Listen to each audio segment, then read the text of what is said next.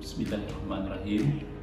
Yang berusaha Tuan Pengetua Encik Jumari bin Hashim, rakan-rakan penolong kanan, rakan-rakan ketua bidang, rakan-rakan guru dan para pelajar yang dikasihi sekalian, Assalamualaikum warahmatullahi wabarakatuh. Selamat berjumpa semula dalam perhimpunan maya kita pada minggu ini.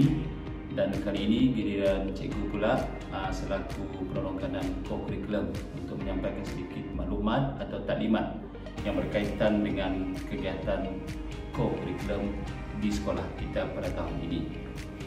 Seperti kita sudah maklum, tahun ini sahaja para pelajar hanya turun sekejap sahaja ke sekolah, dan selepas itu anak-anak pelajar berpindah dari rumah. Jadi ini bermakna kegiatan co-curriculum pun tidak dapat kita laksanakan secara bersemuka.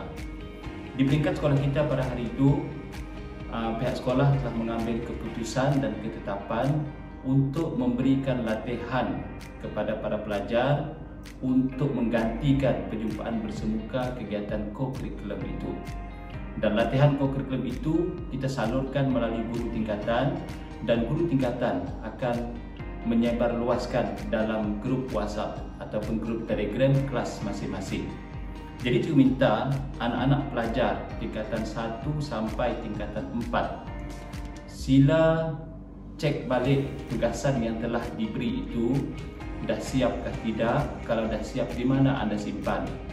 Dan kita tak tahu bila anda akan turun ke sekolah. Cuma cikgu nak ingatkan, apabila anda dah turun ke sekolah nanti, sila bawa bersama tugasan itu untuk tujuan dokumentasi. Okey, seterusnya berkaitan dengan pertandingan online yang pelbagai jenis untuk menggantikan pelbagai jenis pertandingan bersemuka selama ini. Jabatan Pelajaran Negeri Sarawak dengan bantuan Pejabat Pelajaran Daerah Miri telah menganjurkan pelbagai jenis pertandingan di bawah IMAS, iaitu I-Mansang Anak Sarawak, dan juga IMSS Sarawak Sport Challenge.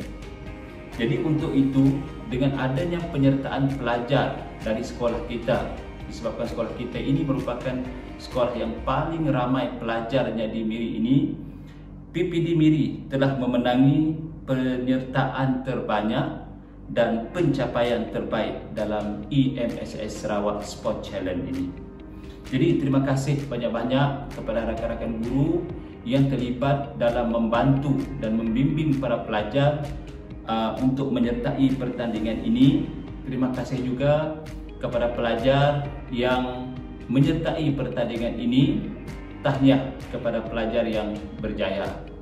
Jadi bagi cikgu, berjaya atau tidak dalam pertandingan ini, itu soal nombor 2. Yang lebih penting ialah penglibatan anda. Sebab apabila anda menyertai pelbagai jenis pertandingan dalam pelbagai peringkat, nanti penglibatan anda itu akan direkodkan dalam PAJSK. Dan markah PAJSK itulah sebenarnya yang akan membantu anda untuk melanjutkan pelajaran ke IPT selain daripada keputusan SPM atau keputusan STPM anda itu.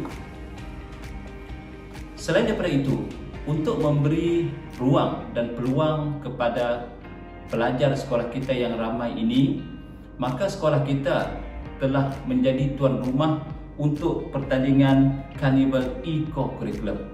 Kita telah bekerjasama dengan 4 buah sekolah, iaitu SMK Baru, SMK Johor, SMK Datuk Permaisuri dan SMK Pujut, yang mana kita telah menyediakan pelbagai pertandingan mengikut kegiatan co-curriculum, iaitu kelab dan persatuan, sukan dan permainan, dan unit beruniform.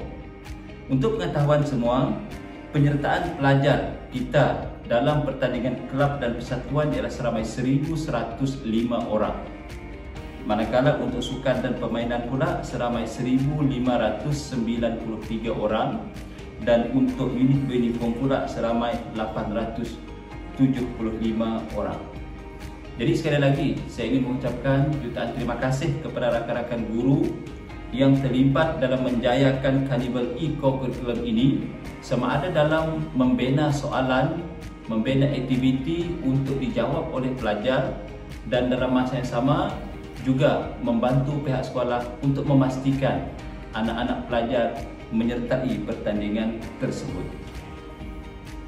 Selain daripada itu, banyak juga pertandingan-pertandingan lain yang telah kita sertai untuk rekod setakat bulan penghujung bulan 10 hari itu. Untuk peringkat daerah, pelajar sekolah kita yang terlibat dengan aktiviti sukan seramai 10 orang, untuk aktiviti co-curriculum pula seramai 50 orang. Untuk peringkat negeri pula, untuk kegiatan co-curriculum, pelajar kita seramai 7 orang terlibat. Peringkat kebangsaan, pertandingan yang melibatkan co-curriculum seramai 31 orang pelajar, dan untuk pertandingan peringkat antarabangsa pula pelajar kita yang terlibat ialah seramai 17 orang.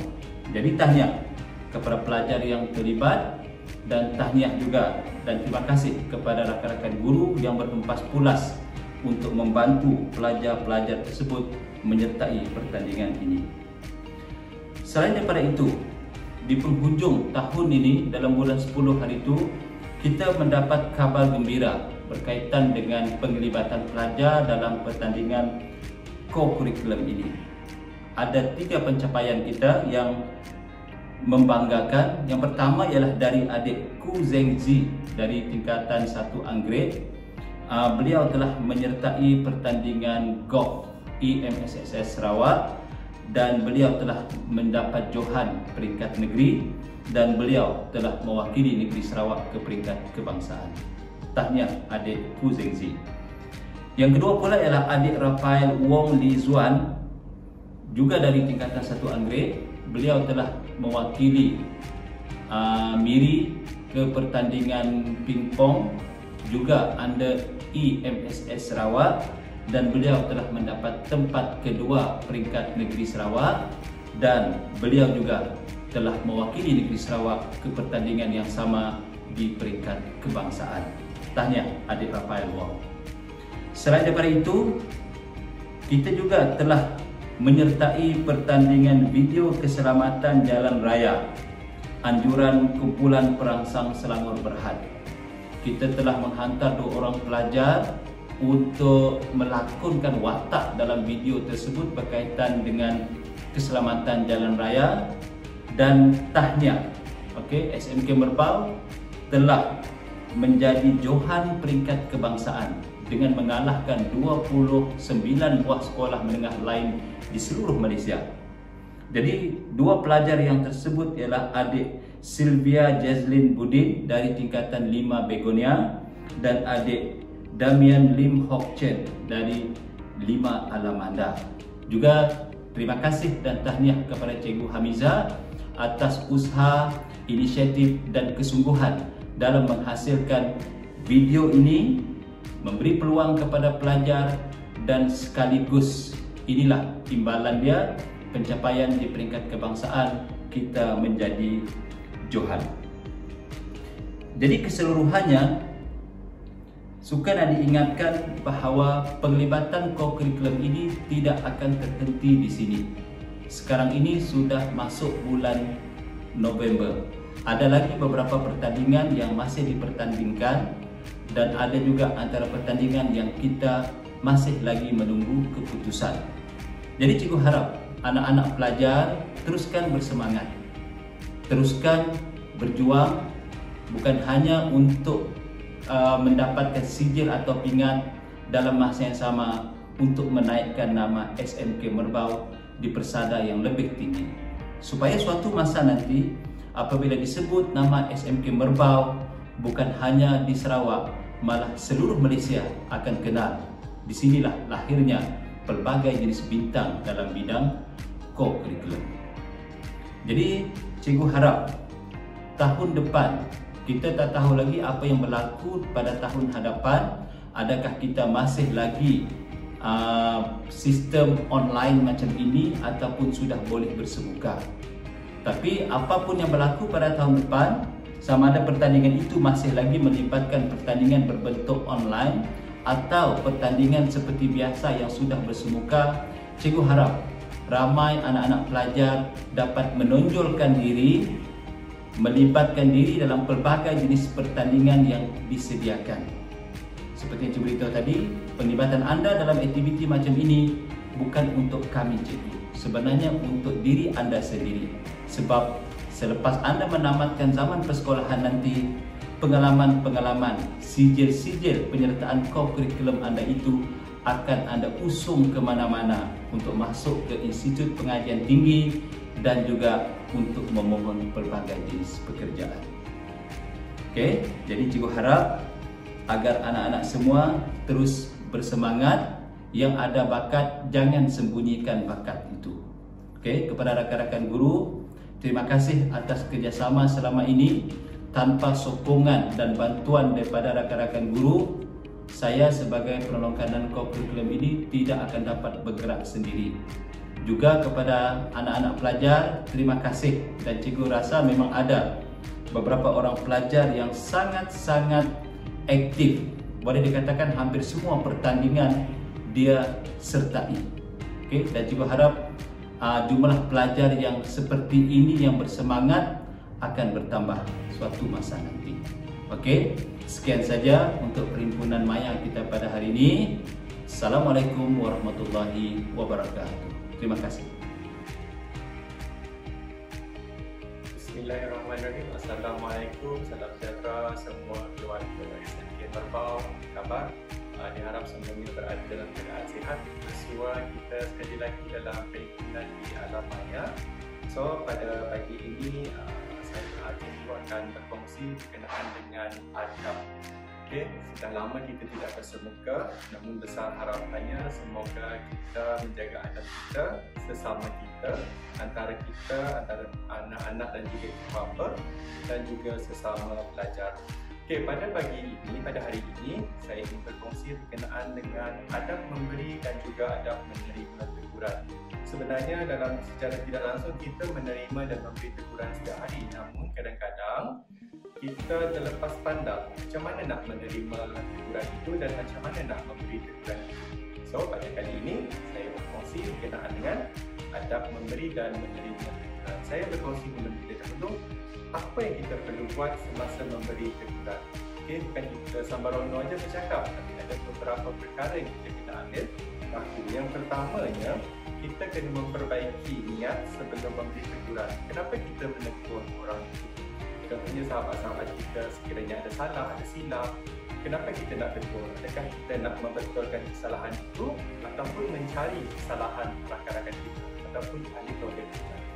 Seterusnya, dalam adab memberi teguran itu, kita kena memberi teguran bukan di hadapan halayak ramai. Okay, ini mungkin selalu okay? So, anak-anak di Merbau yang saya kasihi, pastikan sekiranya anda tak menegur kawan-kawan anda silap salah mereka, jangan tegur depan orang ramai. Okay? Kerana itu akan mengundang 1001 perkara yang tidak baik. Seterusnya, kita kena menyampaikan teguran itu secara lembut. Okay? Secara lembut dan juga dengan cara yang terbaik. Dalam arti kata lain, semasa kita nak menegur itu tak salah, tapi tegurlah dengan bahasa-bahasa yang baik, yang tidak mengguris perasaan tetapi menggalakkan orang yang menerima teguran itu memikirkan teguran itu adalah tegur. Okay? Dan seterusnya, sebenarnya dalam kita menegur kesalahan, kesilapan atau kepincangan rakan-rakan lain itu sebenarnya kita pada masa yang sama menasihati diri sendiri terlebih dahulu sebelum menegur orang lain. Dalam arti kata lain, perbetulkan diri sebelum memperbetulkan orang lain. Jangan kita nak perbetulkan orang lain, tapi diri sendiri pun tak berapa nak betul. Okay? Ingat tu ya anak-anak yang dikasihi sekalian. Seterusnya, kita kena menyampaikan teguran itu bersandarkan ilmu, bukan mengikut nafsu. Ya, kadang-kadang kita geram dengan kawan-kawan kita yang salah, yang melanggar peraturan dan sebagainya. Tapi kena ingat yang kita tegur itu adalah manusia.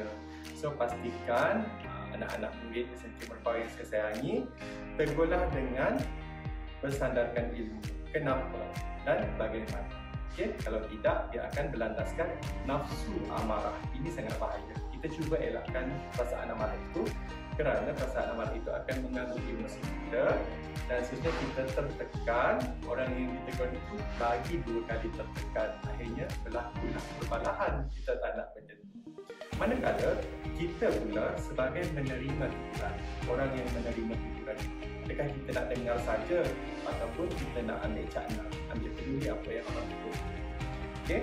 Dalam kita menerima teguran ini, ada beberapa perkara atau adab yang kita kena ambil alih. Itu pertamanya, sekiranya kita menerima teguran itu, kita kena berterima kasih. Kenapa kita berterima kasih? Sebab kita tak boleh nak jadi cermin diri kita sendiri. Kita bersyukur kerana ada rakan-rakan yang ambil cakna, yang ambil peduli tegur kita supaya kita tidak mengulangi kesilapan, kesalahan ataupun perkara-perkara yang tidak baik di halayak ramai. Okay? Dan seterusnya, kita kena bersyukur kerana Tuhan masih menjaga aib. Ya, setiap kita manusia ni, sayang semua, kita ada aib. kita cuba untuk tutup aib kita, kita cuba untuk jaga aib kita. Dan apabila ada pihak yang menegur kesalahan, kekurangan dan juga kesilapan kita itu, sebenarnya Tuhan nak menutup aib kita. Aib itu ialah perkara yang tidak baik. Okay? So, terimalah dan bersyukurlah kerana Tuhan masih menjaga aib diri kita sendiri supaya tidak nampak di mata-mata manusia yang lain. Okay? Seterusnya, maniskanlah muka dan dengarlah dengan baik setiap teguran yang diterima. Jangan bersifat provokasi. Orang tegur, kita marah balik orang yang tegur itu. Padahal niat orang yang tegur itu baik, tapi kita kata, janganlah, engkau tak peduli apa.